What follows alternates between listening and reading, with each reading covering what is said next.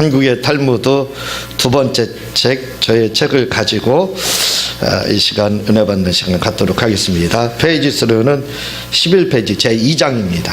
제2장 정답은 있다. 이와 같은 제목으로 잠시 은혜를 받도록 하겠습니다.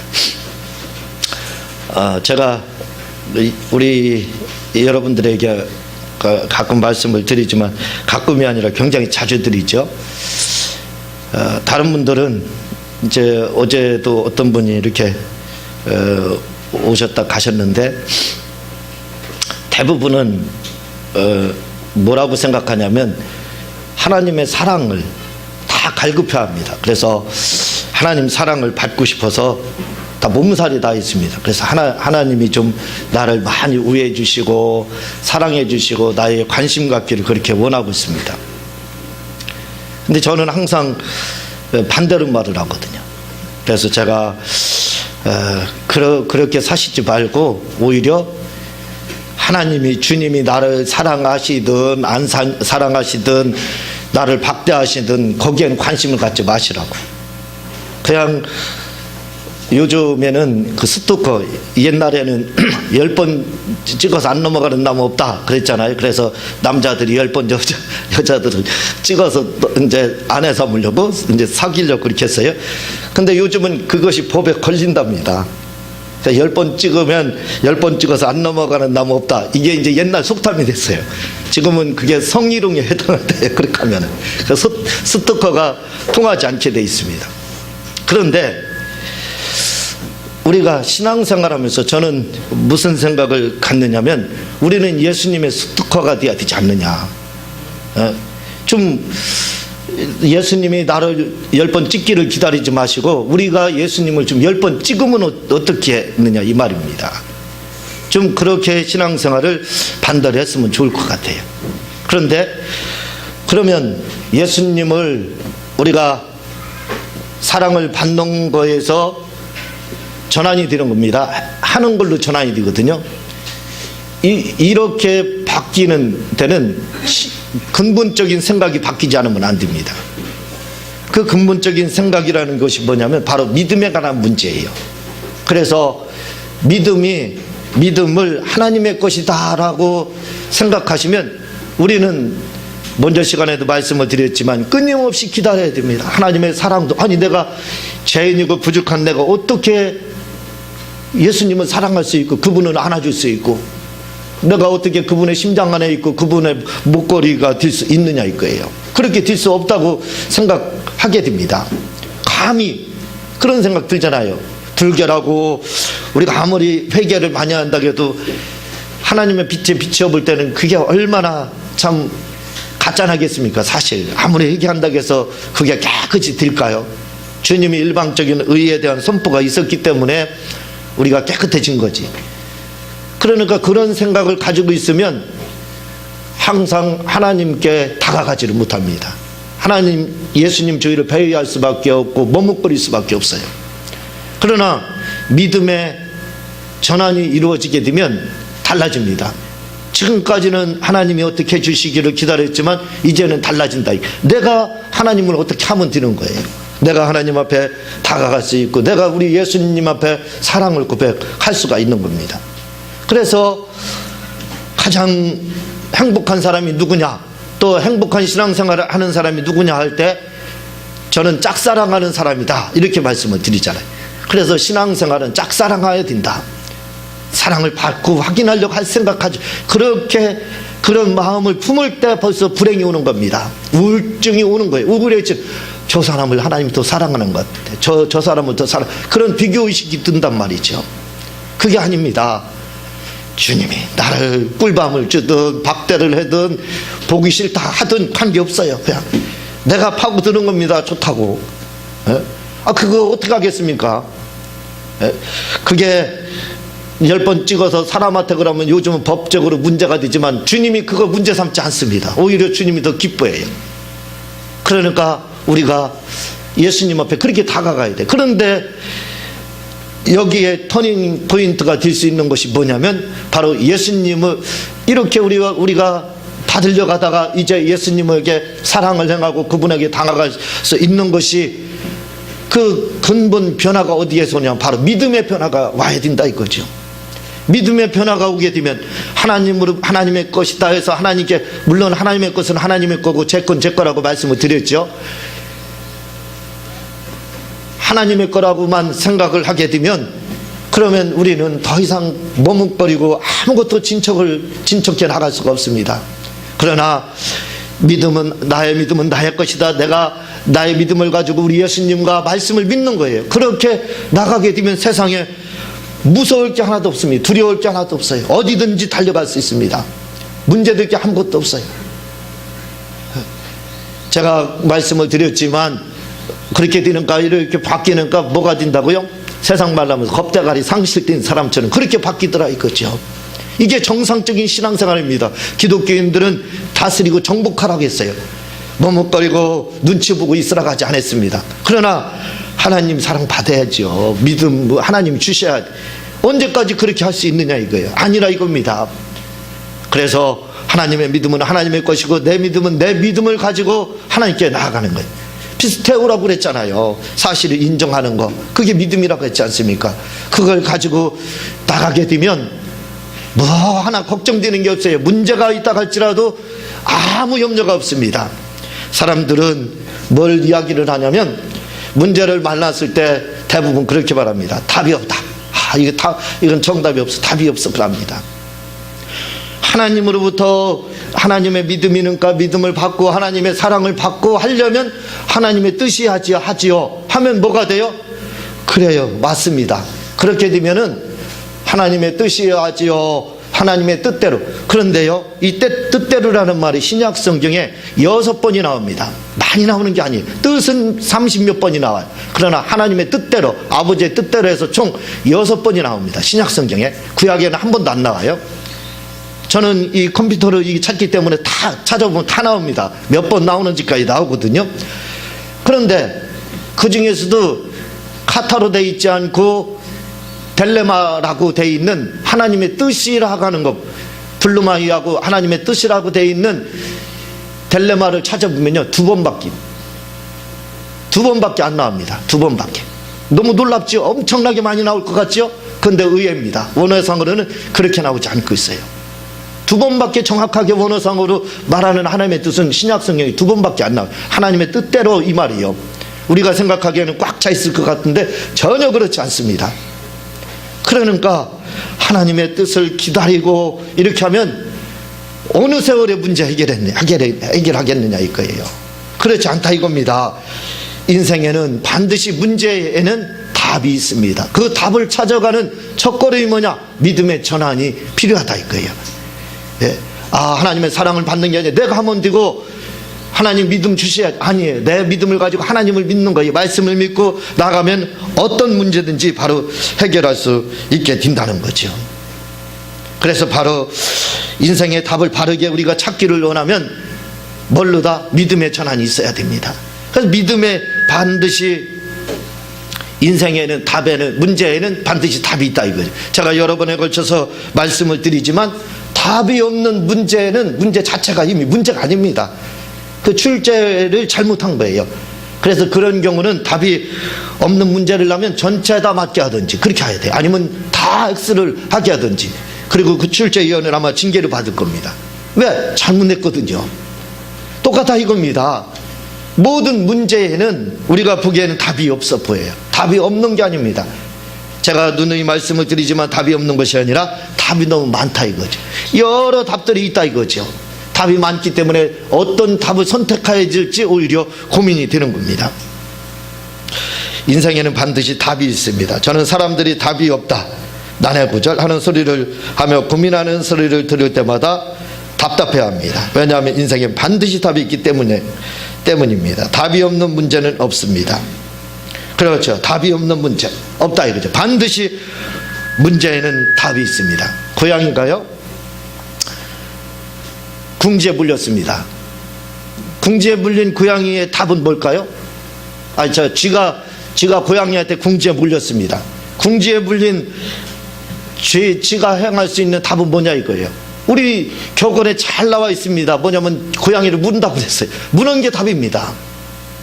우리가 우리가 생각하기엔 궁지에 물렸으니까 뭐 지가 고양이 안에 그 잡혀 있으니까 죽겠다 그렇게 생각하지만 동아래든 쥐다 이렇게 생각하겠지만 아니라는 겁니다. 오히려 거기에서는 거기 우리가 보기에 답이 없는 것 같이 보이지만 그러나 답이 있다는 거예요. 뭐냐면 고양이를 물고 도망가면 되는 거예요. 고양이가 물으면 깜짝 놀랄 거 아닙니까? 당황할 거 아닙니까? 그 사이에 도망가면 되는 거예요. 바로 답이 있다는 겁니다. 우리나라 말에 좋은 말들이 많이 있습니다. 하늘이 무너져도 솟아날 구멍이 있다, 그런 말이 있습니다. 우리가 보기에는 하늘이 무너지면 아무 대책이 없는 것 같죠. 아무것도 없고 그냥 죽을 것 같죠. 그러나 그렇지 않다는 겁니다. 솟아오를 수 있는 뭔가 기회가 우리에게 주어진다는 거예요. 그 기회가 답이 다시 말해서 우리에게 반드시 있다는 겁니다. 이스라엘에서는요, 탈무드에 보게 되면 자녀 교육에 대해서 나오고 있습니다. 뭐라고 이야기하냐면 우리는 아이고 저 골리앗 좀 봐라. 오늘 골리앗이 우리 지금 사람들 중에서 거인이라고 하는 사람이 키가 2m 28이 세계에서 제일 커요. 2m 28이요. 그런데 골리앗의 키는 2m 80이었습니다. 그러니까 그 키가 얼마나 컸는지 아마 상상이 될 거예요. 그러니 저 같은 사람이 가면 저의 2배가 되는 겁니다. 두 배의 키를 가지고 있어요. 그러니 사람들이 보면 어떡하겠어요? 벌써 질립니다. 보기만 해도 주눅 드는 거예요. 무슨 싸움이 되겠습니까? 싸움을 할 수가 없어요. 그러니까 골리앗을 보면 다른 사람들은 다 질립니다. 이제 아이고 답이 없다. 아이고 죽었구나. 그래서 죽는다 이거죠. 그럼 그게 우리의 생각입니다.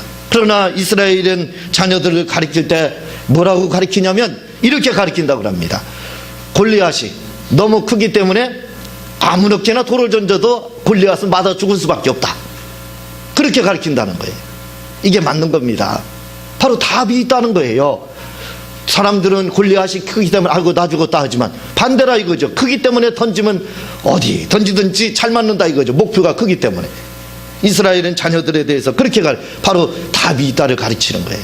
이렇게 우리가 보기에는 답이 없는 것 같이 보이지만 반드시 답이 있는 겁니다.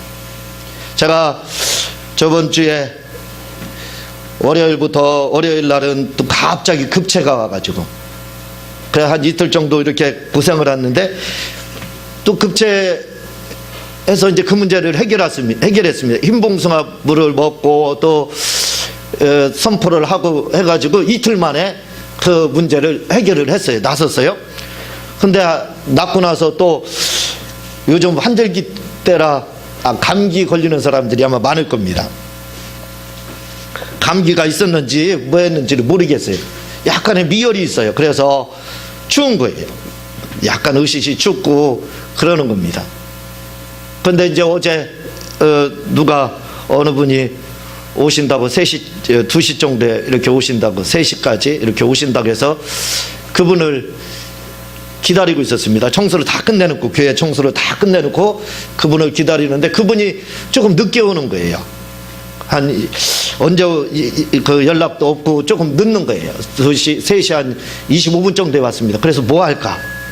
그 시간은 노는 시간입니다. 아무것도 하는 시간이 아니고 그냥 가만히 앉아서 교회에서 기다리는 시간이에요. 그래서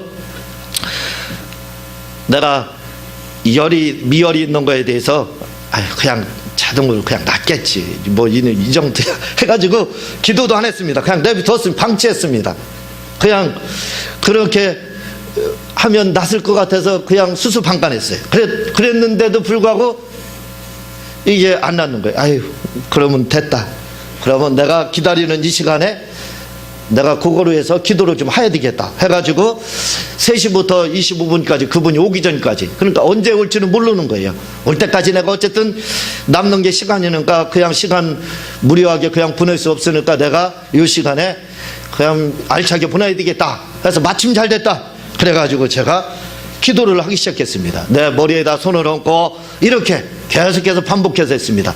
나는 예수께서 채찍에 맞음으로 2000년부터 나았고 건강하고 아프지 않다. 아픈 건 네가 아픈 거다. 그러므로 네가 아픈 거 가지고 미어라. 예수의 이름으로 명한다. 이 미열 귀신아 내게서 예수의 이름으로 떠나가라. 그렇게 반복해서 싹 물러가고 떠나가고 꺼져버리라고 막 그걸 반복해가지고 25분까지 외쳤습니다. 그런데 한 20분 정도 외치고 나니까요, 뭔가 정신이 드는 느낌이 틀려요. 아, 이게 뭐가 몸이 화끈해지는 느낌이 싹 확 오는 겁니다. 그래서 제가 느꼈죠. 아, 나섰구나 하는 걸 느꼈는데 진짜 나섰습니다. 다시 말씀드리면 제가 이 말씀을 왜 드리냐면, 우리가 몸이 아프다 할 때, 병이 걸렸다 해도 아유, 병 걸렸으니까 나는 죽어야 돼, 나는 병으로 고생해야 돼, 대부분이 우리가 생각하는 것이 그거다 이거죠. 왜? 답이 없으니까 답이 없다 이겁니다. 그러나 답이 있다고 생각하는 사람은 아니다, 어떤 치료의 방법이 분명히 주님 안에서 있을 것이다, 찾으면 되는 겁니다. 그러면 그 치료에 대한 답이 나온다 이거지. 결국은 치료에 대한 답의 기도를 가지고 하니까 치료가 되더라 이거죠.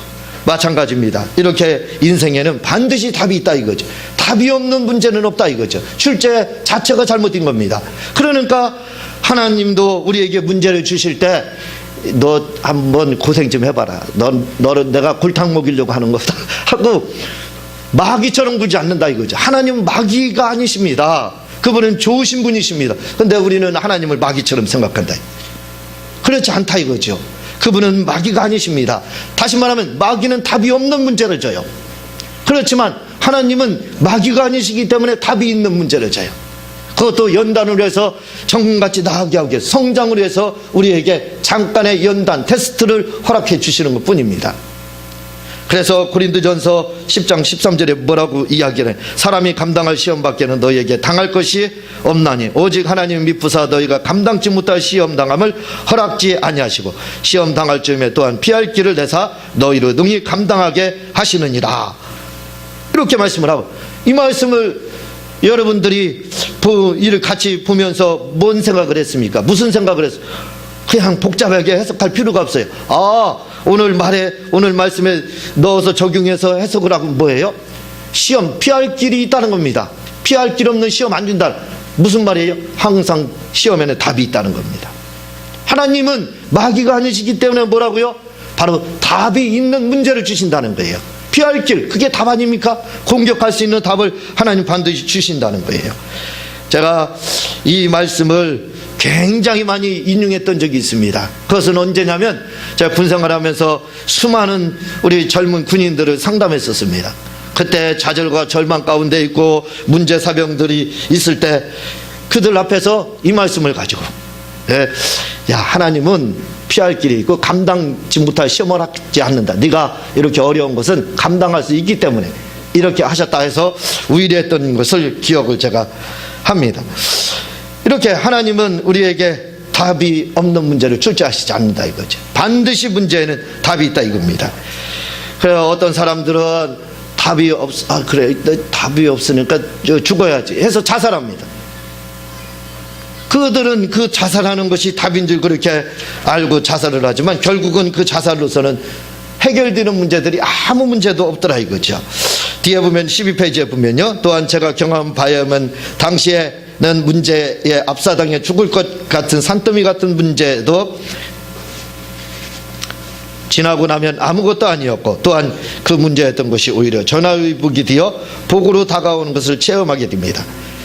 그 어려움, 압사당할 것 같죠. 말 그대로 압사당할 것 같은 힘든 것이 사람이 살다 보면 몇 번씩 오게 돼 있습니다. 그런 어려움 누구나 다 오게 돼 있다 이거죠. 그러나 그거 잘만 견뎌내면 오히려 전화위복돼서 복이 된다 이거죠.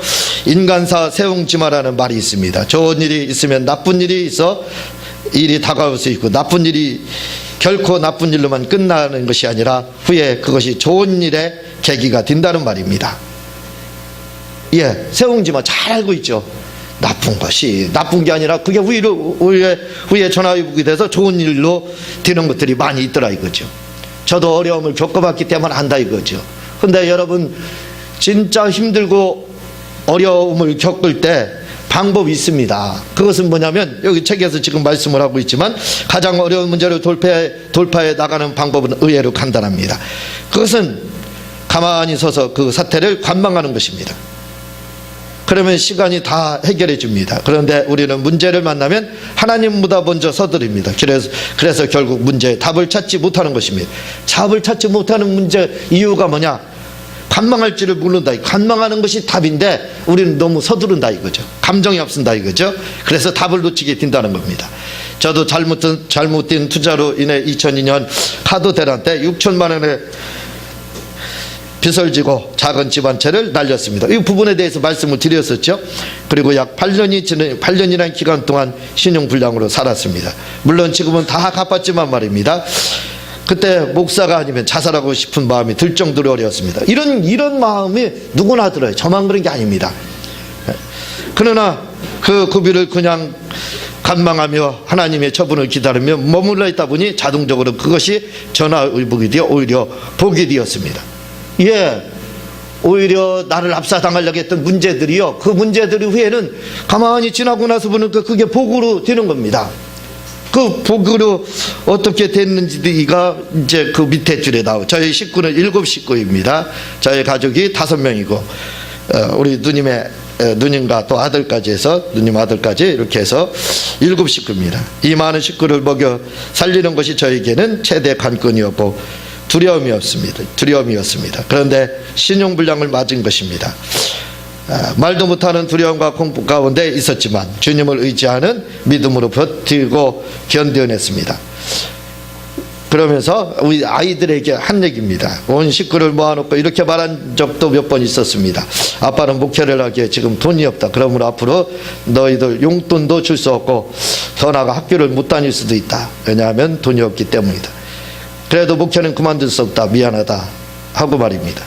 이게 그냥 한 말이 아니라 실제로 이런 어려움을 겪었던 적이 있었습니다. 그래서 경매에 대해서 나오고 있는데 우리는 경매를 당해봤습니다. 그래서 뒷부분에 뭐라고 이야기한, 경매도 당해보지 않고 무슨 인생을 논합니까? 이렇게 이제 제가 경매를 당해보자 하는 자 인생을 논하지 말라, 이렇게 이제 제가 이야기하고 있거든요.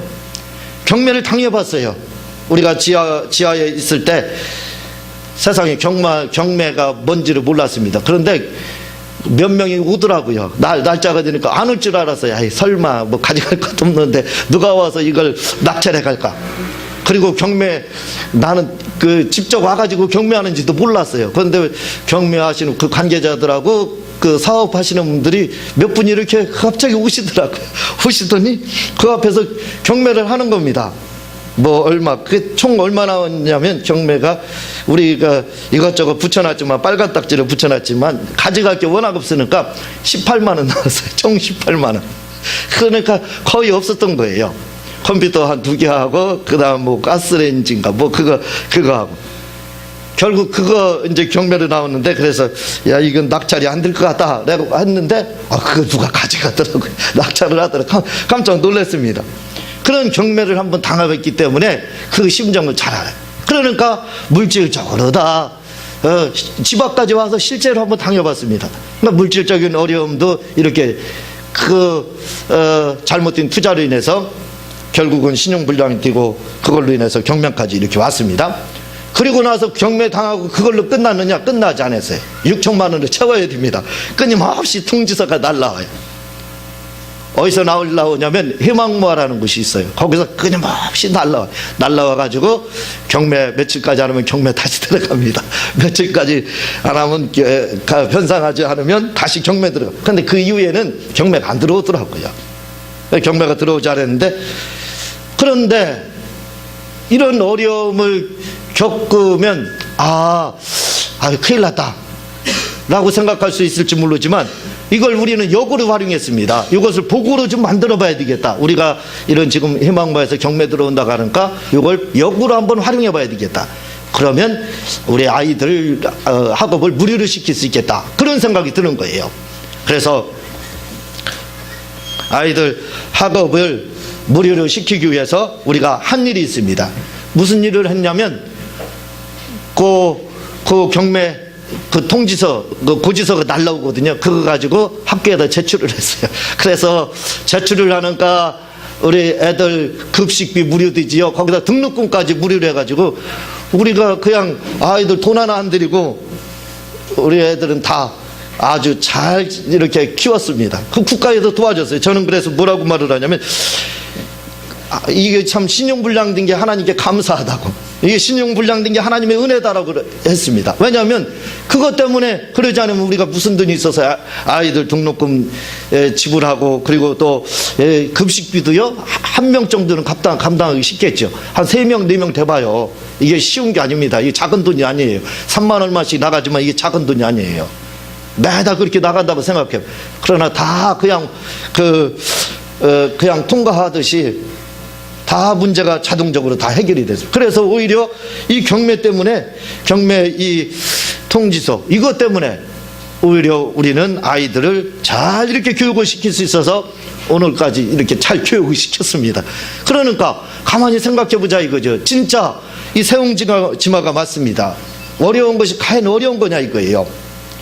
거기에 우리가 지혜만 갖게 되면 그거를 얼마든지 답이 있다 이거죠. 역으로 이용하면 되는 겁니다. 어떤 일이든지 역으로 이용하면 거기에 답이 있는 거예요.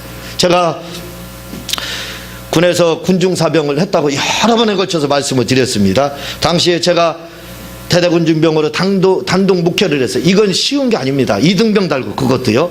당시에 상병 이상이 돼야 대대군중병으로서 활동을 할 수 있었습니다. 그런데 왜냐하면 저는 부대 안에서만 있는 게 아니라 매일같이 나가서 외부에 나가가지고 활동하는 그 사역이 바로 이제 제가 맡고 있는 사역입니다. 그래서 외출증을 끊어도 보통 외출증은 2박 3일 또는 2박 3일 끊어주는 사람도 없죠. 아침에서 저녁 1박 2일 이렇게 이제 외출을 시켜줘요. 근데 저는 한 달 외출증을 끊습니다. 만약에 4월달이라면 4월 1일부터 31일까지 이렇게 끊어요. 그리고 그냥 내무반장한테만 얘기하고, 나 오늘 나갔다 오겠다. 그럼 언제 들어올지 몰라요. 내일 들어오는 겁니다. 그게 언제 들어올지 몰라요. 이렇게 그런 일들을 했었는데, 처음에 제가 대대 군중병으로 다 이런 목회를 하게 될 때 저를 포함해서 그때 4명, 이제 제 사수라 가는 사람이 잠깐 있다 없었으니까 3명이죠. 포함하면 4명이지만, 그런데 제 생각으로 무슨 생각이 들어갔냐면, 내가 우리 대단은 전체 다 군중활동을 왕성하게 내가 활동하게 할 거다, 그런 생각을 가졌습니다. 그래서 왕성하게 군중활동 생활을 해서 복음을 내가 전해야 되겠다, 그런 마음을 가졌는데 방법이 없어요. 각 중대에서 중대장님들이 군중병 하라고 자유를 줘야 되는데, 그러면 경계 근무가 소홀해지거든요. 한 명이 인원이 빠져나가니까. 그래서 잘 세워지지 않는 겁니다. 그래서 이 문제를 어떻게 할까 고민을 했습니다. 주님 앞에 묵상을 하며 기도하니까 딱 답이 나와요. 답이 나왔습니다. 무슨 말씀이냐면, 문제에는 반드시 답이 있다는 거예요. 뭐든지 역이용하면 되는 겁니다. 그때 당시에 소원술이라는 게 있어요. 군대 갔다 오신 분들은 잘 알겠지만, 이게 뭐냐면 구타한 사람 잡아내는 겁니다. 고발장이에요. 고발장. 거기다 쓰면 조치를 취해서 영창을 보내든지 뭐 군기교육대 보내든지 하는 그런 것이 바로 소원술이에요. 그것을 역용했습니다. 그래서 믿는 형제들에게 소원술이 언제 쓴다 그러면 전화를 하고, 동기들에게 군중활동을 안 하는 그 부대에 전화를 해서 동기들이나 그 믿는 형제들에게 전화해서 이렇게 말하라겠습니다. 이렇게 소원술이를 쓰라고. 우리 그 대대군중병을 보니까 너무 활동을 열심히 하고, 대대군중병을 보니까 우리 중대에도 군중병이 있어야 될 것 같습니다. 꼭 좀 세워달라고. 이걸 매달마다 크게 올라가는 거예요. 그래가지고 결국은 몇 개월 만에 해결이 됐냐면, 채 6개월 되지 않아서 결국 다 우리 부대는 전 중대가 다 전문 군중병으로 목회만 했습니다. 다들. 저뿐만 아니라 그들은 근무도 쓰지 않고 가서 진짜에 가서 복음만 전하고 그런 생활을 했다 이거죠. 그러니까 우리가 보기에는 답이 없는 것 같지만 사실은 그렇지 않더라 이거죠. 잘만 문제를 잘만 분석하면 됩니다. 약점이 다 있다 이거죠. 그 약점이 우리에게는 강점이 되는 거예요. 그게 바로 답이 되는 겁니다. 다른 부분의 약점은 우리에게는 답이 되는 거예요. 그 답을 집요하게 파고들면은 반드시, 그 약점을 집요하게 파고들면 반드시 답이 있다 이거죠. 그래서 문제에는 반드시 답이 있다는 것을 여러분들이 잊어서는 안 됩니다. 이 문제에는 답이 없다. 답이 없어. 그게 아닙니다. 답이 많다 이렇게 생각하시고 여러분들이 접근을 하게 되면 반드시 모든 문제, 호랑이한테 물려가도 정신 차리면 산다 그랬죠. 정신 차리면 답이 보입니다. 그러나 정신 잃으면 답이 안 보여요. 위기에도 반드시 기회가 있다는 것을 우리가 기억하시고 반드시 모든 문제에 언제든지 답이 있다는 것을 여러분이 알고 문제가 있을 때 답을 찾는 우리 모두가 되시기를 주님의 이름으로 부탁을 드립니다. 나머지 부분은 다음 시간에 계속해서 나가도록 하고 제가 기도하고 주님 가르친 기도를 마치도록 하겠습니다. 하나님 아버지 감사합니다. 오늘